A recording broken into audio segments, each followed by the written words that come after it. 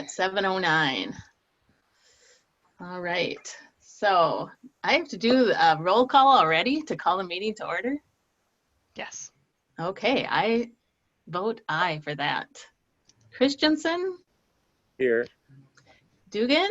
Here. Hoffman? Not here. Streller? Here. Okay, Pledge of Allegiance, everyone. Let's Wait, all let me say it get in it up. unison. I've got to Okay. put it onto the screen. Okay, Bear all with right. me.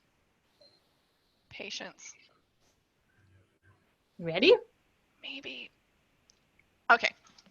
All right.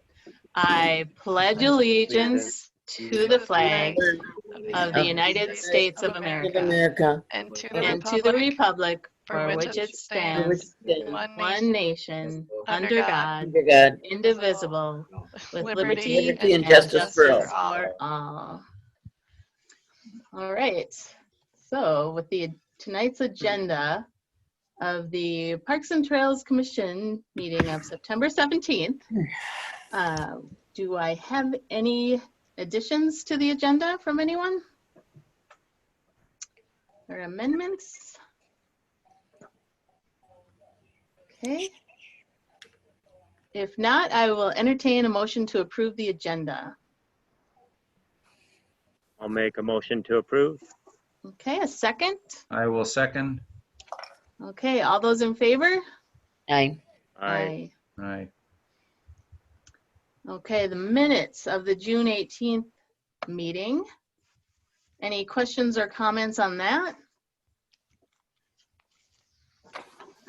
Seems like a long time ago. Yeah. Yeah. It was a great summer.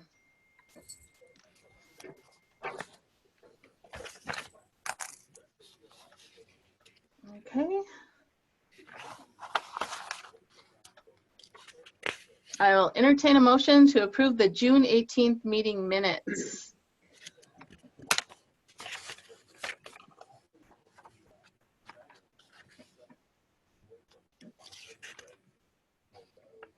I'll make a motion.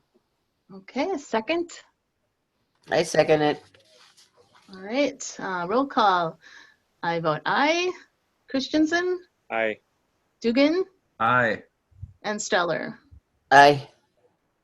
Okay, the minutes have been approved. Open forum. Jess, is there anyone who is here for open forum?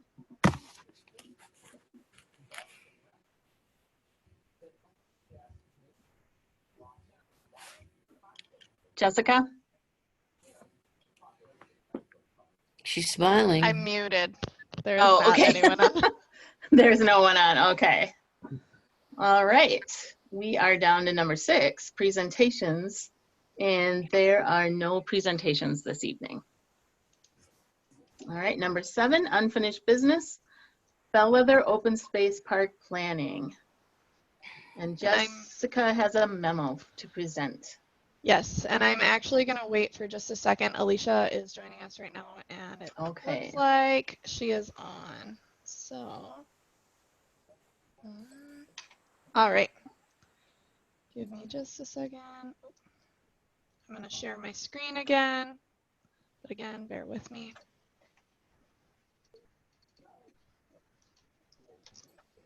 Okay, so it seems like quite some time ago.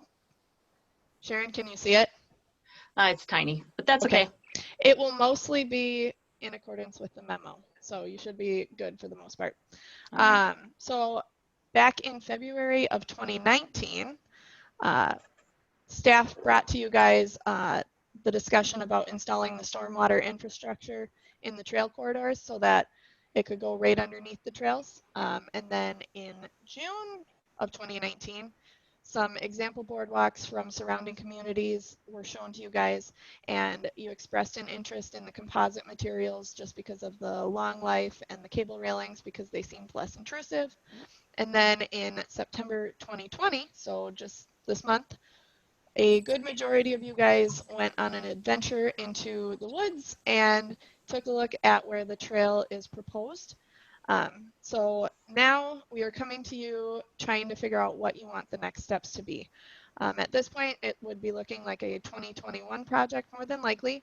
And then the thought is you can either express interest and it would go to council for either putting in the trails, the boardwalk, or the trails and the boardwalk. Now, something to note, if you were to just put in the trails, there's not really a good access point because of construction and surrounding homes that would be going in.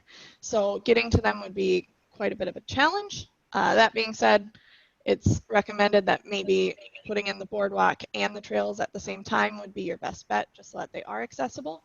But so some options for discussion as listed on the memo, and here you can take no action and defer trail improvements until additional parkland is dedicated.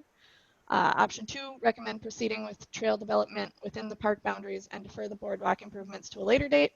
Or option 3, recommend proceeding with both trail development and the boardwalk. So the trail development would be covered by the developer, and then the boardwalk we would have to make some of the payments on. I don't believe that we take the full cost. Is that right, Brad? Correct. So the development has a cap on park dedication responsibility. So anything beyond their cap would be the city responsibility. And we've estimated on that. However, it won't be known entirely until the very last phase, just because of exact land dedication, exact linear feet of trail. But likely the city contribution is somewhere around the $300,000 mark, or slightly higher for the remaining trail items, including the boardwalk. Call from Aston Martins. All right. Would you guys mind if I went around and did like a roll call for your opinions? I think that would be perfect. Okay. Phil, do you mind starting? Sure. Yeah, Okay. so Brad, did you say that the cost out of the park dedication fund is about 300,000 by the time we're all done? Is that what they think? That's an estimate. It really would come down to the exact cost of the boardwalk, the style, for example. We've learned a lot since then, meeting with a few folks, including Three Rivers Park District and what they do. There's been some learning that maybe the composite materials aren't necessarily the best. Additionally, it's whether we want to bump out and overlook, if it needs to meander or just be a straight shot across. So there's a lot of variables within how you want that boardwalk to look. But I think for the sake of this conversation, I'd call it 300K just to have something reference. Got it. And then if we do the boardwalk and the trail at the same time, in theory, we'll save a little money. Is that kind of the concept there? No, as Jessica referenced, the trail portion is a responsibility of the developer either way. Okay. So they have to put that in. They do get credit for the cost of the bituminous on top of the trail, essentially, but that's factored in. So really, there's no cost savings in any format. It's just the remaining cost of the boardwalk at some point whenever we purchase it. Obviously, costs go up each and every year. They can kind of assume that. But that being said, every year it's out there is another year of wear and tear on it as well. If you've been out there, though, there's a lot of homes, that's for certain. And likely would be utilized by at least the bellwether folks. Yeah, I mean, I guess it's hard for me to say because I haven't seen it, but just based on what I've heard, I'd say, well, let's just do the trail and defer the boardwalk because of what was said, which is you don't have the best access anyways, minimal people will be using it at this point, so we may as well hold on to our money a little longer and just go forward with the trail and then do the boardwalk next year, the year after, or something like that. That'd be my opinion, I guess, my thought. Okay, John, what are you thinking? Give me one sec. I have a lot of questions on this because I did get a chance to go out there with Jessica and Alicia. Let's start with cost from a percentage allocation basis. We've got that $300K amount, but what in terms of the percentage shared by each party, the city and the development, what does that break down to? Do we know? So again, they have a total cap of park dedication, and anything beyond that is the city's responsibility. So to know that, you'd really have to know exactly what you want to purchase. But I I believe at this point, what we believe is after they install everything, they still have around $100,000 that they need to dedicate. So say it's a $400,000 boardwalk, their cap is $100,000 extra. We have the remaining $300,000. So in that scenario, you're talking 75%, 25% developer, but ultimately they just have a cap. And whatever we want to spend beyond that is, up to us. So if we wanted some crazy, insane boardwalk that meanders for a long, long ways and has helical piers and everything else, that's going to get expensive. Grace As and opposed to Marble. just a straight shot. Right. Okay. And then are we, Mike, typically costs always go up, obviously, but right now I know like lumber is insanely high right now. So can we make that assumption right now? I'm assuming it's going to be some sort of composite decking, not lumber for the boardwalk. Still, are we sure that the costs will go up if we punt on the boardwalk for a bit? I say that's hard to say. I mean, construction materials are always going to go up. I think historically they've gone up on, higher than general cost of living for the past decade. So that'd be a complete guess on me. Okay. That one might be worth looking into. I know just from personal projects and things going on at work that the demand for materials is skyrocketed with people at home and cooped up in their house, and those that have the disposable income to be doing projects seem to be doing a lot. So then my next question I have is parking. So if we just have the trails, then are we saying that people won't be able to access them in the absence of a boardwalk? And sorry, Jessica, I can't quite see you, whether you're ready to talk or not. So just jump in when you want. But yeah, I think that's fair for next year. We went out there and had to park, drive through a phase and park near a phase that's under construction. And there's just construction traffic on both sides of the street. And even if you had a built-in 6-stall parking lot, you'd be directing people through an active construction zone to visit the trail system. And my honest opinion on that is just that if that's the case, just defer it another year. Because I just don't think people are going to get to it next year without the boardwalk. So if we don't do the boardwalk, we'll run the risk of material costs continuing to go up. If we decide to not do the trail system and defer that, but if we do the trail system now, in the absence of a boardwalk, there's no convenient way to access the trail. So nobody will really use them. It'll just be money spent that's sitting there, and somebody will be maintaining a trail that nobody's really using. Except Yeah, for the people that live we there. likely wouldn't maintain it at that point, because it'd be constructed sometime in the summer, and the winter would just be what it is.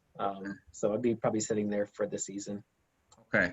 And then, hold on, let me look at my notes. That parking in that development, do they have, for, I guess, with the boardwalk and without, because it touches both sides, do they have allocated like community parking? How is that handled? For just residents and their guests in general? For people that wish to go into the development to walk across the boardwalk to get on the trail system, is there parking in there that's allocated to general use for the public parking? Thank you. Yeah, there's all of our streets have parking on one side, and directly in front of that amenity center there is some parking. So It was like 6. Yeah, 6 right, probably there, but then you could park on any residential street essentially. And then there will be on the north side of the park, some stalls where people could park after that phase is pretty much constructed. But it'd be pretty much limited to the streets to park on and then access the trail from there. Is there any like neighborhood complaints about that? Like as far as like, hey, somebody keeps parking in front of my house because I'm next to the trailhead. Right, that's exact, yeah. Are we going to That's- run into that? And I think that's what John's getting at. Is there a spot allocated in that new section that you know how we left from the one, crap. Sorry, I got banana bread in the oven. You have the area the second area that we went to when we went on the trails, and there wasn't any allocated public parking. The first one there was by the boardwalk, but the other one there was not. Alexa, stop the timer. So I'm just wondering, is there going to be, an actual allocated spot on the second half, like where the trailhead would be? Jessica, where was the second half for that tour? So it was up off of on the north Bus side. trailer. Yes. So It was where we went first for the first day. Okay. Yeah, eventually there would be some stalls with that phase of construction, but I would call that late 2021. And as far as, people complaining about parking on the street, it's not a gated community, it's public roads, and it's part of an active park system. So if they call this saying people are parking on the street on the appropriate side, we would just inform them that that's a public street where people can park. Okay. Okay. Yeah, that's just what I wondered. I wondered if there was a thing where they're going to be having complaints from those houses that are next to the trailhead. Could be. It's likely. But those buyers will be informed of that, I'm assuming. Yeah, and they have been, and just from a buyer standpoint, I know the developer is very antsy about getting it constructed. It's something they've promised to the residents as an amenity at some point, and maybe over-promised as far as the timeline. Sure.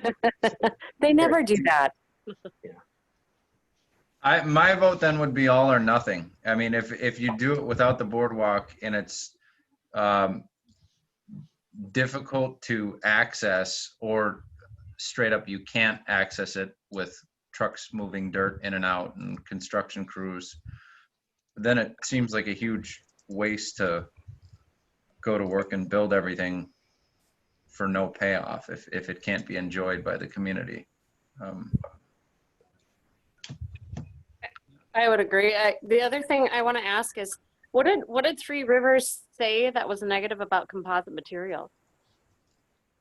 Good. You said that they were saying that they aren't always the best, and is it because of their disintegration, or is it what was their reasoning for that? And I should rephrase that. That's a good question. I don't think it was much negative on composite as much as sharing how good their typical wood structures have been. And also, they've done some pretty wide boardwalks, which I think we're maybe talking about as well. And just the cost of composite when you're talking about that much distance gets expensive. So it's probably something that could be bid out either way. But Three Rivers has significant experience with boardwalks, and they've come down with a regular lumber, treated lumber approach that works really well for them.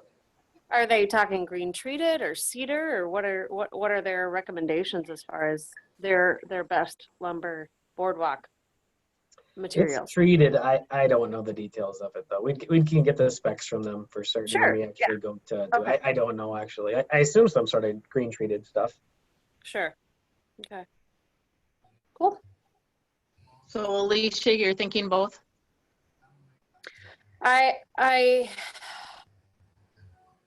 am, because it just seems like one without the other is kind of silly. Mm-hmm. I guess if I had to pick though, I would pick the trails first, then the boardwalk. But I would say that in my, just quick vote, I'm gonna go with let's do both. Okay. I guess that's just what I feel. All right. How about you, Judy? And I What are think you the thinking? residents, Oh, sorry. no, I think the residents would be happier as well. Oh, We want our definitely. Corcoran residents to be happy where they Right. are. So that's kind of the point of it. Yeah. Alexa, stop the timer. Okay, Judy, what are you thinking? Kind of thinking on the same path as John there.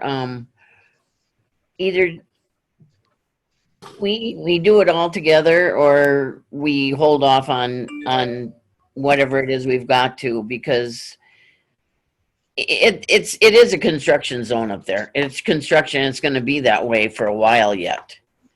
So, I don't know. I guess I kind of am going with the idea that we should get it once they get situated, we could go in there and get the park done or the trail Okay. done.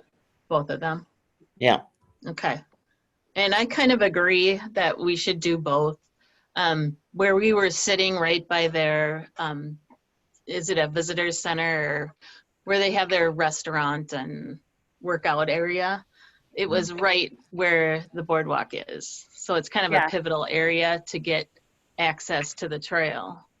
So I would recommend doing both. And it has parking there. Right, Right. exactly.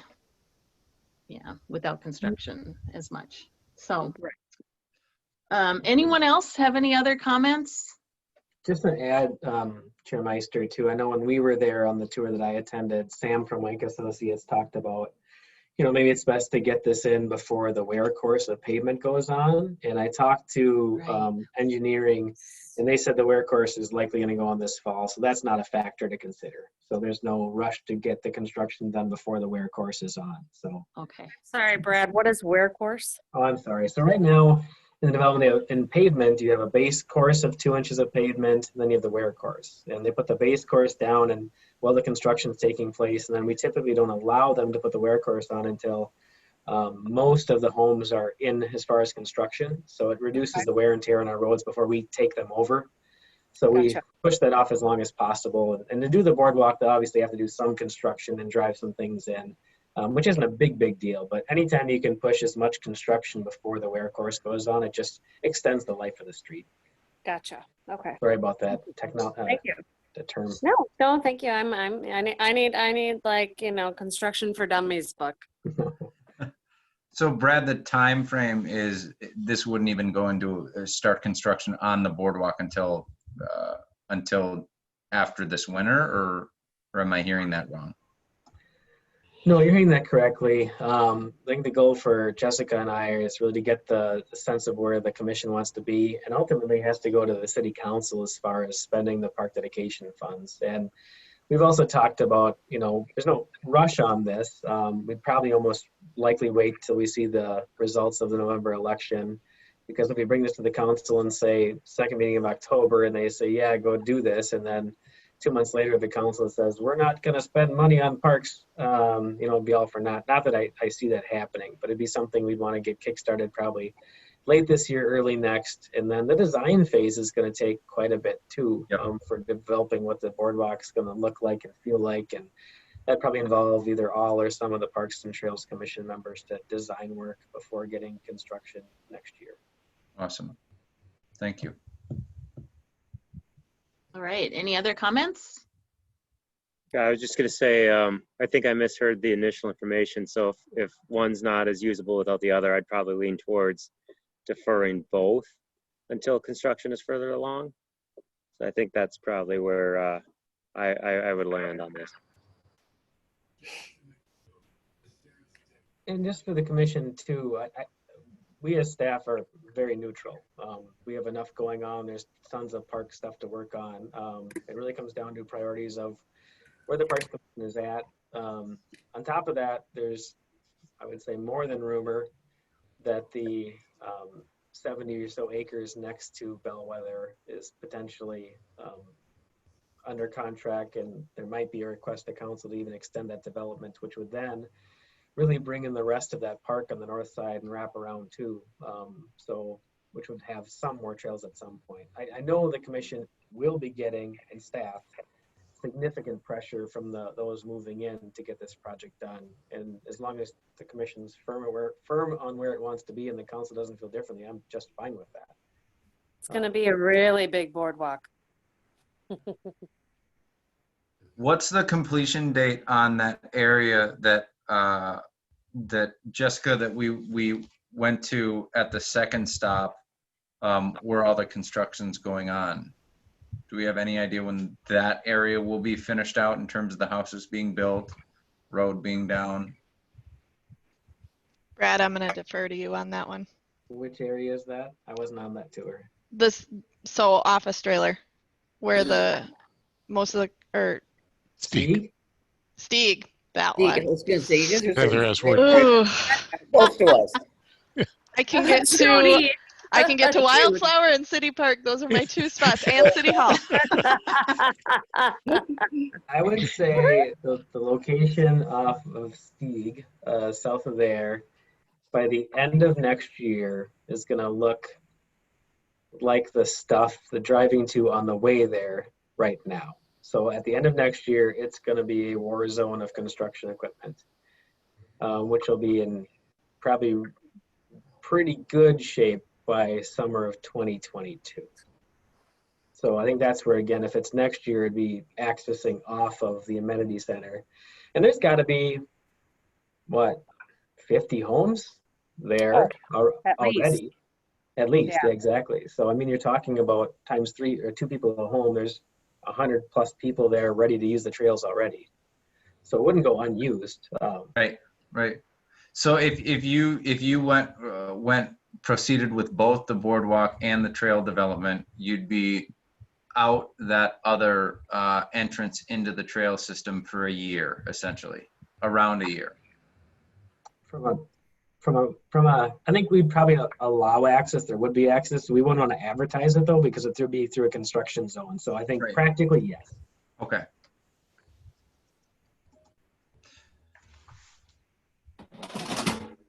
Any other comments? Okay, I will entertain a motion to recommend the approval of the trail and boardwalk.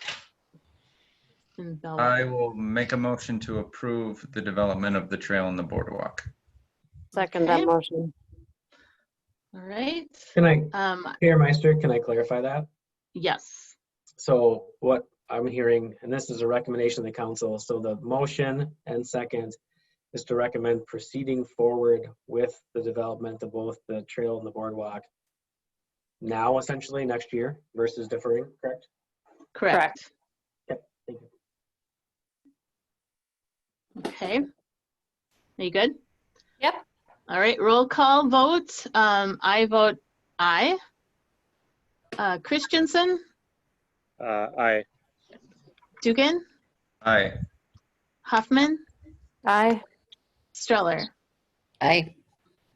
Okay, has been approved. All right, next on the agenda, the Twins Grant. So back before my time, back when you guys had Zoe, you guys went for a Twins Grant. Oh wait, no, this was not Zoe's. I think this was actually Brad's. I think it was 2017, either late 2017 or early 2018. Before me, it was a $15,000 Twins Grant, and it was to get new fencing along Meister Field to cover some of the cost of that, and then to also get a drinking fountain. Both are pictured on this slide. They are both completed, and the final paperwork has been submitted. I spoke with Stephanie, and she's the person in charge of the grant. She said that she has not been in the office very much, so she hasn't seen it yet, but she will let me know if we are missing anything. But I think we're pretty much done with that one. So I just wanted to give you guys an update on that. It was exciting. So that's one grant in the books, done. So wait, that drinking fountain is gonna go where? It's actually already installed. If you look, Where? so here's Meister Field. It's right over here. You can kind of see it where my mouse is. So it's on the pretty much the right infield along the first baseline. It was Near the meat installed. locker. Yes, it was installed. Oh, maybe in- okay. So that's by the okay. Yep. I never walked that far. I usually cut through there. I don't remember if it's bagged or off, but currently we're under guidance to not have drinking fountains Yeah. running. So No. Yep. while it's exciting that it's installed and I can confirm that it works. Do the other two there work? The one up by the play, the one up by the play field and the one down by the other baseball field. Do those two work? I want to say the one up by the playground does. I don't know about the other one though. Okay. I don't frequently do that. Test them. You know, I thought that should. they I were- literally walk that park every single day, so I should just test him once. But I thought that Um, they're not operational because the water quality is so poor, but am I wrong with that? well, no, I don't. I don't think they've been operational for a while. Oh, I think thought you're the correct. playground one was. I don't think so. I don't think it's been working for a while. I mean, like I said, I walk that park pretty much every day, and I don't think that they have been working for a long time. But I don't know. That's something I don't know. We should ask. The other question I had about the parks, and I know this is off topic, and I apologize for that, but the tennis courts, are there is there a plan for that? Because I actually almost think just to save the city's butt, to cover your butt, that we should have a sign saying play at your own risk.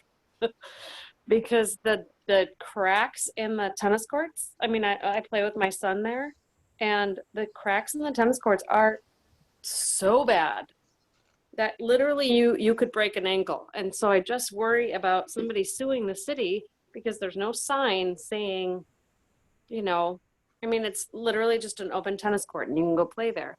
So if somebody is playing there, like I have been for the last few months with my son, and if you are break an ankle, I don't want the city to get sued for that. And I don't, if you don't have a sign saying play at your own risk, or, you know, just something, that there should be something, is all I'm saying. Because I've seen people there, especially during COVID, there was quite a few people playing there a lot. And I was like, that's dangerous. I mean, there's cracks in the tennis court that are, I will guarantee you, 6 inches wide. And they're cracks that go down, and they're probably, I would say, a foot long. And that's just not safe. And so I just don't want somebody to go there, play tennis, break their ankle, and then sue the city. Jess, why don't you put that on our Wednesday morning parks discussion?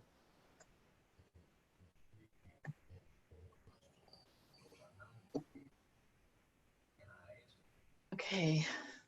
I know we've talked about the tennis courts before, but yeah, it's a big cost and yeah. I know, but just to cover the city's Oh, absolutely. Yeah, it sounds like a hazard. pardon my French, just a sign up that says, you know, something, there's got to be signs that say these courts are not open, or close them. I mean, Not maintained. I hate to close them, but if you Right. have some sort of signage saying we are not liable for, you know, I just, like I said, I would hate, it would be so easy for me to twist an ankle and sue the city right now. There. And you know, I would hate for that to happen. That would break my heart. And so I just think we've got to have some signage up, or else lock them up, one of the two. Because it's Okay. neither one of them are safe. All right. Brad, what would you do from here on after you guys discuss it at your meeting? Is there anything we should be doing as a No, committee? I mean, no, at some point, parks are generally play at your own risk. I mean, if you roll your ankle on something else, but if there's known liability, that is different. So we'll take a peek at it, and I'm sure Jess will report back with any action we're looking at taking. So we'll certainly check it Well, out. yeah, just something. I just would hate for, you know, like I said, I play there with my son, and I'm like, yeesh, you know, and you will obviously avoid the parts that are a little more cracked, but you know, if people are going to be dumb, they're going to be dumb. And then, you know, there's all those people that are opportunistic, and they will definitely say, hey, I broke my ankle, the city's paying my bills, you know. Right. Okay. Well, just let us know if anything needs to be done on our part. Okay. Moving on to new business. There is no new business on the agenda. So we will move on to reports and information, the active planning applications information. Are there any questions or comments on the planning applications we received? Okay. And Chair Meister, I did Yes. want to present something. I wanted to wait to see if there were questions, but we do have kind of an exciting development coming through that I wanted to bring up for the Parks and Trails Commission. And think there's 2 slides just to really briefly walk through. But back in 2014, some of the commission may remember the Sawgrass development, which received preliminary plat approval over 103 acres. And sorry, I'm just moving my screen around so I can see. For 226 single-family homes and 20 twin homes. And the council has been extending that preliminary plat application for the last couple of years, really with the desire to keep this alive so some product within the Rockford School District could take place. And we knew this was coming, but we actually have received an application. And if you want to move to the next slide, we have received a final plat application. Since it still is alive, it does not have to go back for final or for preliminary plat. It's for final plat.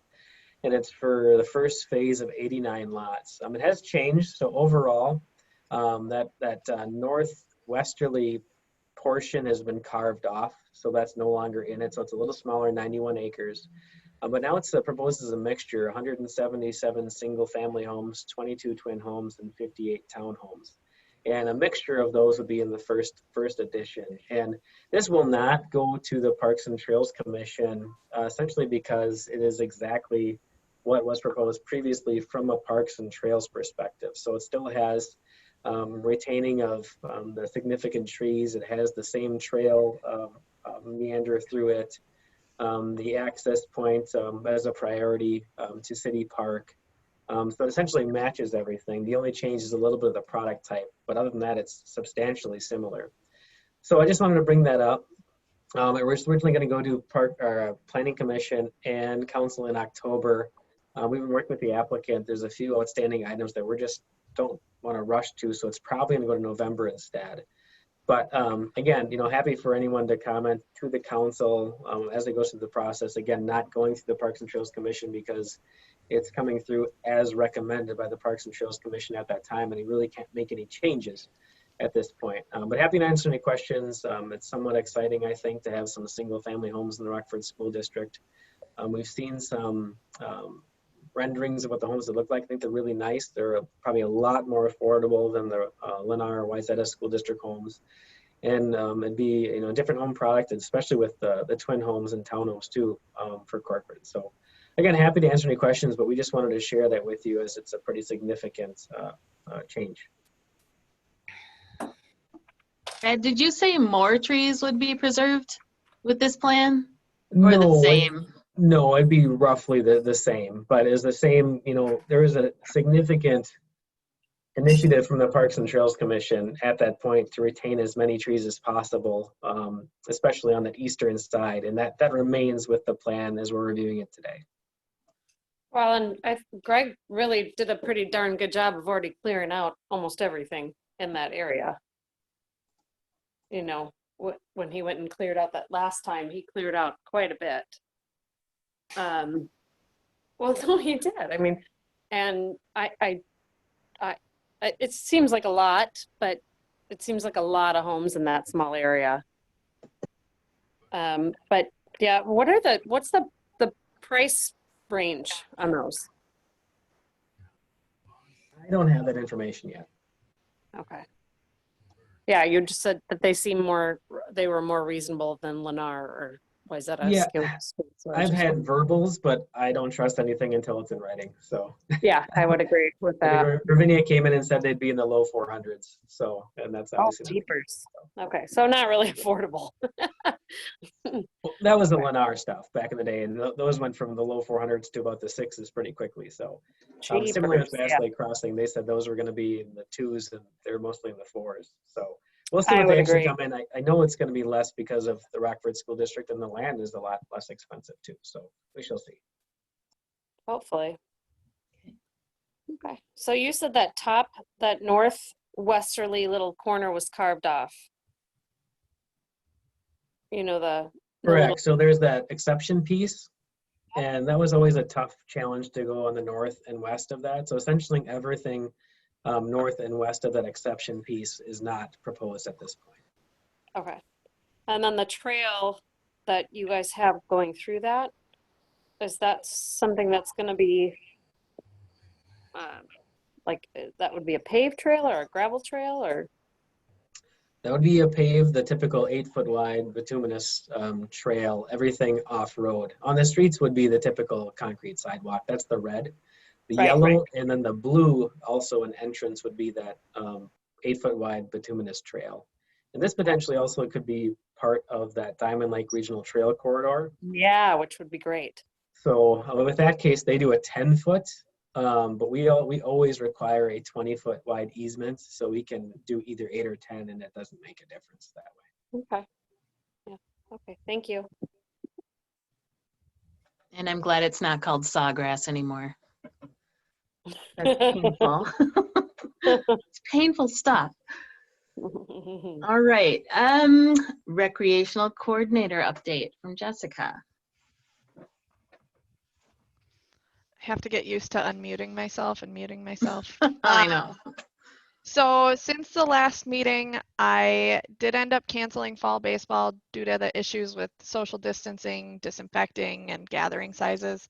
It wasn't feasible, and trying to get coaches is already a very big struggle. So trying to get coaches who are also going to follow the rules and take care of the kids and distance, and it was nearly impossible, if not impossible.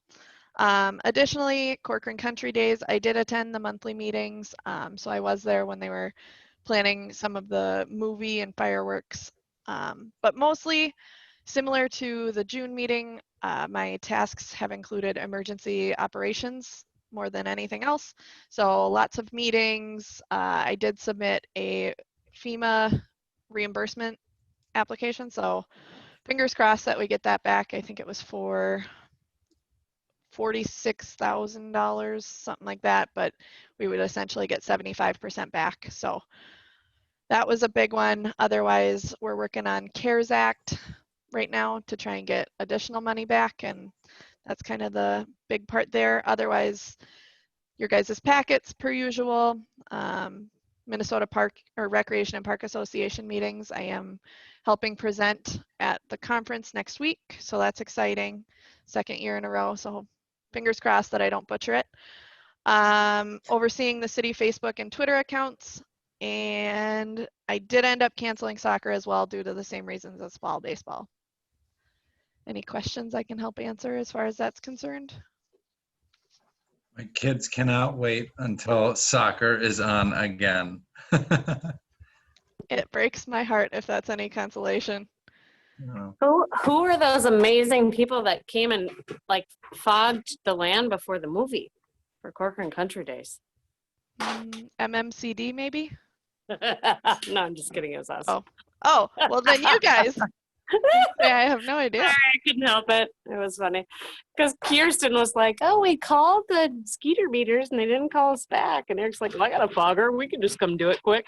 That was funny. I'm driving around the Suburban and Eric's hanging out the back with the fogger. It was pretty funny. It takes a whole community. It takes a village. That's it. That's the phrase. Yep. Yes, it does. Awesome. Good job, Jess. Let's see.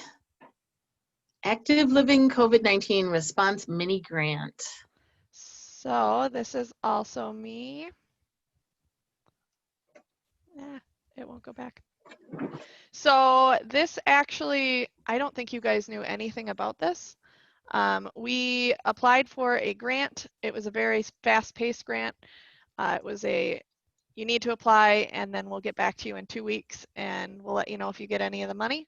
And they actually did the purchasing, and as long as we did the researching on what we wanted, it was pretty much ours for the taking, which was really easy and simple and the best grant I think I've ever done. So I went for this bulletin board for out at the park. The gist of the application was that it had to be equipment to support active living and transportation for seniors, people with disabilities, people of color, low-income households, or other groups experiencing disabilities. So my suggestion was this bulletin board because some people don't have access to internet, especially during COVID. I think it's nice to kind of show what options they do have and where they can go. So you can see there are some things in there currently, including my contact information, my phone number, a little bit about Corcoran Parks and Rec, our field applications in case anyone has an interest in that while they're out there playing and maybe sharing a field with someone. Maybe they want to rent the field privately. So I wanted to give that as an option. The Parks and Trails 2040 comp plan map. And then because we are kind of teaming up with Three Rivers, we added that in there as well so that they can hopefully get additional feedback on their trail. So it was installed by Public Works. I would say they did a wonderful job. It is located in right next to the large parking lot on the southwest side. So if you want to swing through and take a look, and if you have any suggestions on things that can go in it, I definitely have a key and would be more than willing to add to it. So I saw it probably a couple of days ago. I noticed it finally. Like I said, I walk the park every day and I was like, this is amazing. This is brand new. I love it. It's so cool. I love it. One thing to maybe put in it is just a pets on a leash, pick up your dog poop kind of thing. so maybe the rules overview. Yeah, it's the one thing I've run into. You know, I see people walking that park every day and they do not have their dogs on a leash. And I'm going to be honest, I don't either until I see another person or a dog and then I put them on a leash. But they're not picking up the poop. So I just thought, oh, if they could throw that in there, that would be super cool. Noted. Just a little reminder. But the sign looks beautiful. It really does. It's really cool. I love it. I thought it would also be very helpful come soccer season. Maybe I stop using the sure. giant canvas Field boards so maps. frequently. Yeah, field map for sure. They will love that because I remember doing soccer way back and I was coaching when my kids were little and I had no idea which field was where, you know. John, I'm directing this at you. I couldn't run soccer for you, but don't worry, I'm trying to better it for 2021. Thank you Okay. Yeah. very much. So that is my big update there. I just thought I would share that with you guys. It's awesome. No, it looks great. It really does look great. Yeah, it's really thoughtful to put it on something physical. Yeah. So people like that. You know, they like to know where they're at. Right. Okay, on to subcommittees and miscellaneous reports. Councilmember Anderson, would you like to give us an update? Sure. Nice to see you all. Brad put out this nice memo on everything we've done since the first meeting in June, and I looked at it and said, yes, we have been extraordinarily busy. It's really a long list, and the city council meetings have been jam-packed. That you know, when stuff starts to happen, it really does happen. We've had several developments come through, and some of them are really small in the rural part of town. Tavera is not small, 549 units, huge development, really big, and I know you guys worked on that. We certainly didn't get everything that we want, but we got something, and so it'll be interesting to see how this all looks. It's gonna change the look of driving up 116. It's not going to be a rural road anymore, and I think that's just a fact of life. So the Hackamore Road project with Medina, we were making some good progress on it. I thought that road is pretty narrow, pretty small townish, and it's getting more traffic. Medina backed out on it, and so there's just not much we can do. So that's kind of done for now. We've had another vacancy on the council. We keep working on COVID-19. The response from Brad and Chief Matt are just outstanding. So we just follow along. They've really taken the lead, and we've been able to just, I think, stay on top of things very much. I'm turning to page 2. You know, Brian Lothar is the new city council member, replacing Brian Dejewski, who moved, and he will be running for the spot that I am occupying on the city council. I am not running. We've had Jessica and Pat reach significant milestones in terms of their years of service. Pat Meister's been here 30 years. He probably, you know, it's quite amazing. Pat is just an amazing guy. some Eagle Scout projects. City Hall remodeling has been it was something that started before I was there. It's going to happen just right after the vote is taken in November. We'll get really moving with that. The money turned out okay. We're expecting higher costs and they came in lower, and so we'll just not spend all the money that we were planning for. Manoj Thomas is on the Charter Commission now. Bellwether continues. Is that the last phase of Bellwether? No, there'd be No. one more at least. One more. Okay, nearing the end of that, and that always involves a certain amount of easements and all that sort of stuff that just happens as part of the course of having that all work. Moving to the third page,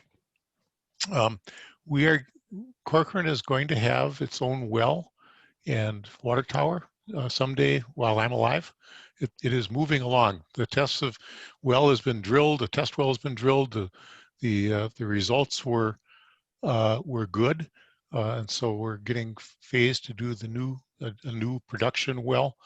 The water is going to be just as hard as all the other wells in Corcoran, which is definitely a downer. I am personally hoping that we can do some water treatment at that site or before it goes out in the pipe to everybody's house, so that we don't have to have every person getting water from that well to having to do water treatment in their own home, extensive water treatment in their own home. We'll see how that goes. That seems to be kind of cutting edge for water treatment, but I think it's worth the push, because 10 years from now, that'll be, I think, the routine way of doing it. And then in this way, we can stay ahead of the curve. Our budget has been looking good. Brad and his crew at City Hall have developed a really, it sounds like a cooperative relationship where they do a lot of trading amongst themselves and have produced a budget where there's been no need to raise the assessment. So you will pay higher property taxes, but only because the value of your house has gone up. And that's a remarkable thing to do. The financial status of the city is really very, very good. It is quite impressive. This is the way a small town should be run. Our bond rating is good. Bond rating is good enough that with the drop in interest rates, it was really worthwhile for us to refinance some of our bonds. We don't have large indebtedness, but we saved a pile of money by doing that. And that was just handled as kind of a regular course of business by Brad and Jessica and the crew. Some more small funds. Then we turn to that last page, and then we get another concept plan for Cook Lake, Corcoran. That's right on the Corcoran Maple Grove border, and it's a sort of an odd-shaped lot, and the developer keeps coming back with plans, and we keep finding that they're not quite what we need. So that process will continue. The Eagle Brook Church project is continued for some time, and we were set to kind of finish it up a couple of weeks ago, and then the mayor got hurt and missed the meeting, and so it will be a week from tonight. We will have that back on the agenda, and and that has been it's an interesting process. The feelings of residents and the feelings of church members have been high, and so there has been more activity regarding meetings and people paying attention to the city council agenda and what's going on in town. And I think that is a good thing. Sometimes that happens when there's some kind of malfeasance going on at City Hall. That isn't the case here. It's just something that the people have strong feelings about. And so, but it's important then that those of us who've lived in Corcoran for a long time, that we pay attention and that we advocate for what we want to. And so everybody in Corcoran should be looking at those, at the agenda for each city council meeting, and they should be saying, what is in that meeting that affects me, and then doing a little research and then coming and putting in your 2 cents worth. We have Corcoran has a very open style meeting. Everybody gets a chance to speak. We don't engage in a debate during city council meetings, but you get to say your piece, and you should. I would encourage everybody to do that, and to be paying attention to what's happening. Otherwise, it's if you come in at the very last minute, then it's too late. Then it's pretty hard to really change gears. So we voted to get a police force is being greatly taxed. When you have a tiny police force, missing 1 or 2 people makes it really hard to hire a full-time temporary police officer, and that may change again, I guess, as the situation changes. Levy is staying good. City Council last time meeting voted to re-roof the warming house. Water has been pouring into that building, and it's a sad building. And the city council agreed it's $11,000 that we would rather not spend. But it's used for storage. It's used for the warming house. It's not an early phase of the park update plan, so it's likely to be there for a few years at least.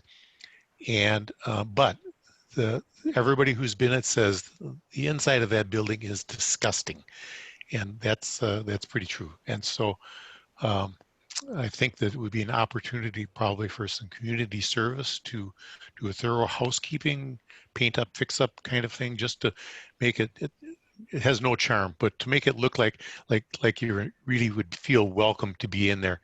And I'm not sure that ice skaters will be able to use it, but it would good make it look a little more presentable. Are there questions that I can answer for you? Yeah, I got a couple, Tom. Yeah. Where is that well? It is, you have to help me. It's up in the northern half of the city. Okay. It is, is it off of Trailhaven, or is it, Brad knows?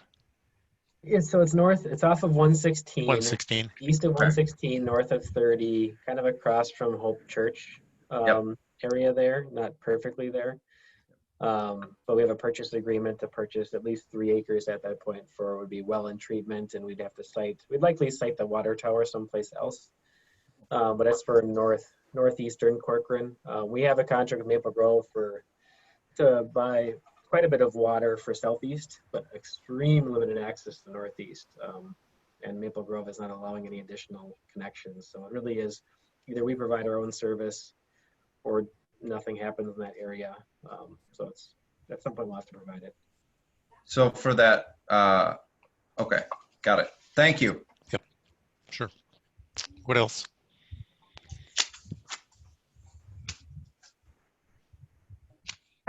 Did you say they are going to do a new roof on the skating? Yes. Okay, so that was decided that is going to go. It was beyond broken. It was badly broken. Yeah. Oh, I'm sure. Yeah. Okay.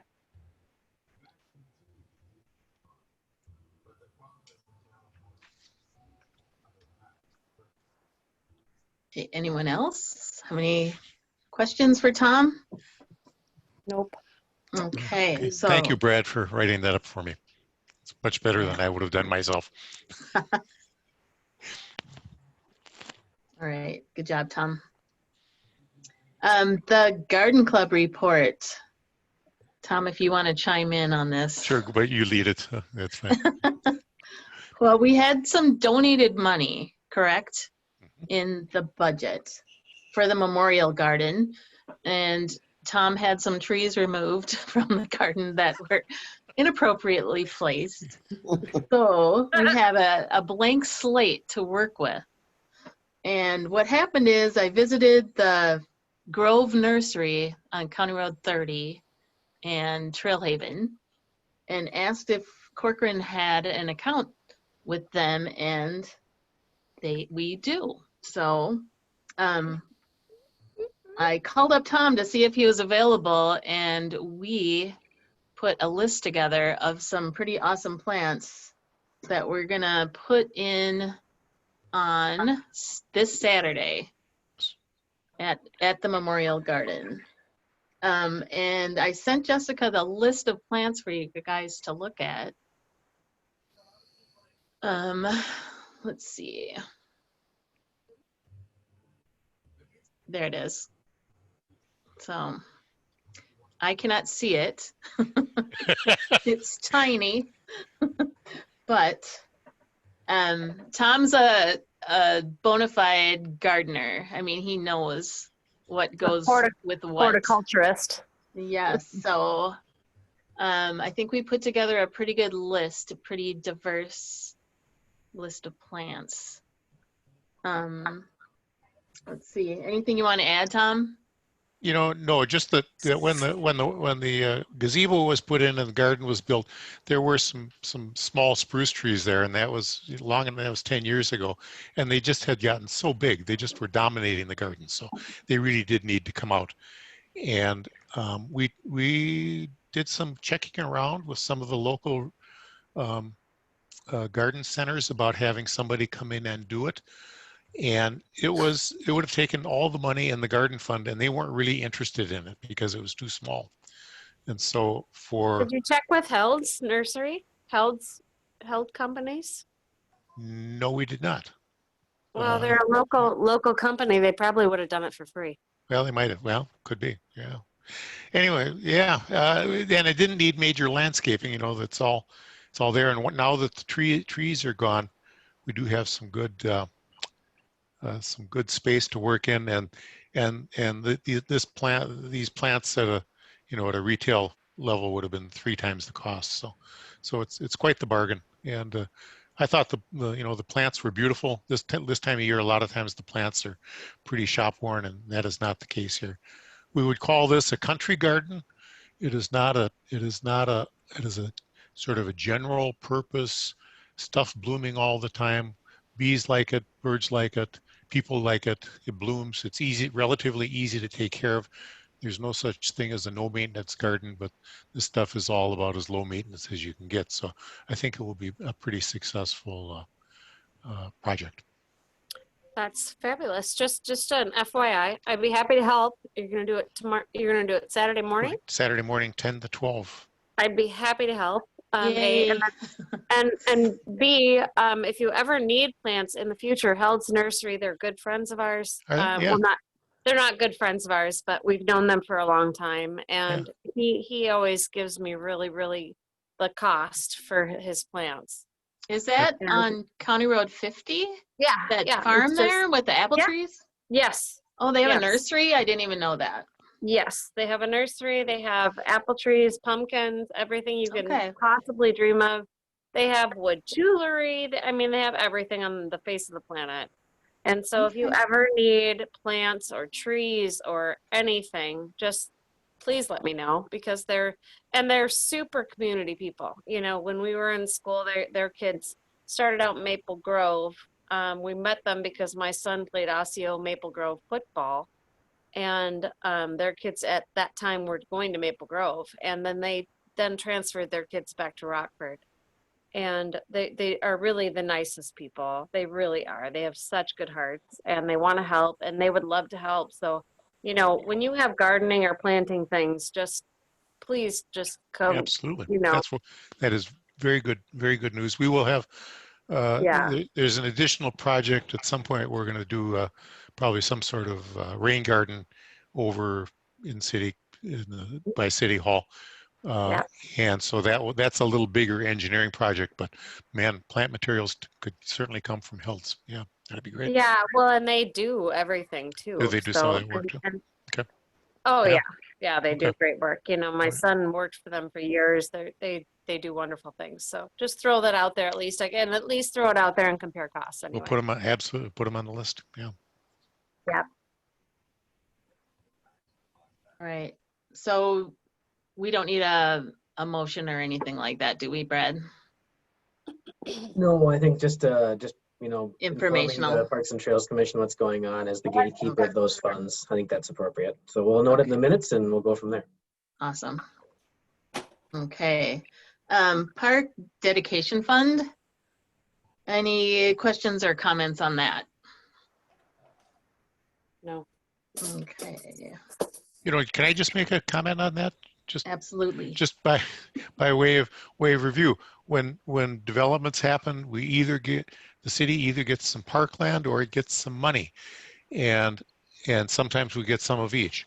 And in those developments where there is not a park trail or a park to be built, then we will get more of that money, and then in theory we will spend that money in a development where we have a park.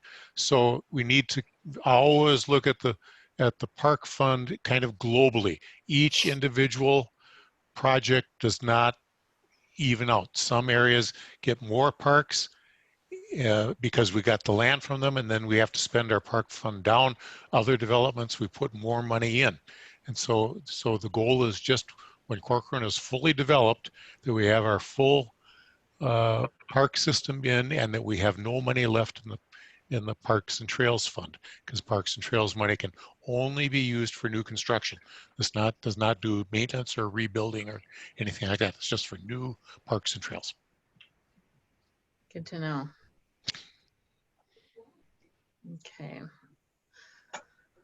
All right. Other business or announcements? Anyone? I just made banana bread and it's really dry. Oh, I can smell it. Oh my gosh. I made like mini muffins and a whole loaf, and it just took a bite of a muffin, and I'm like, super dry. That's awesome. Can we get that in the minutes? Yep. Put it in the minutes. All right. The liaison calendar. Any changes that need to be made? I didn't realize mine was coming up next, so And I just want to jump. I might be calling in if that's okay from wherever I am. I also want to note that there are some Monday meetings due to holidays. So Thanksgiving and the Christmas ones, they fell. I don't have a calendar near me, I but get they Christmas. fell. Well, no, you get the 21st. See, they made it so that you don't have Christmas. And I just do want to say, Chair Meister, for the meeting, I mean, there's really nothing parks related on the 24th, my Okay. recollection anyway. So don't feel like you have to stay and attend that meeting. Okay, it's I'll call in Thursday. and then, yeah. I mean, just feel it out. But again, I think it's going to be a long one. And again, there's nothing Parks and Trails related on Eagle Brook Church. There's really nothing Parks and Trails related on Nelson Automotive. We're taking easement where we need it. I Okay. don't envision any need for any parks input. Again, would love to have your welcome, but don't feel like you have to stay on the call or necessarily attend just because there's nothing parks related that I recall. Okay, thank you. That's good to know. Okay, so. All right, anything else, anybody? All right, I will entertain a motion to adjourn. I will make a motion to adjourn. Second? I second. Okay, roll call. I vote aye. Christensen? I, You got to see if you're awake. yeah, well, I was muted. Okay. Dugan, Aye.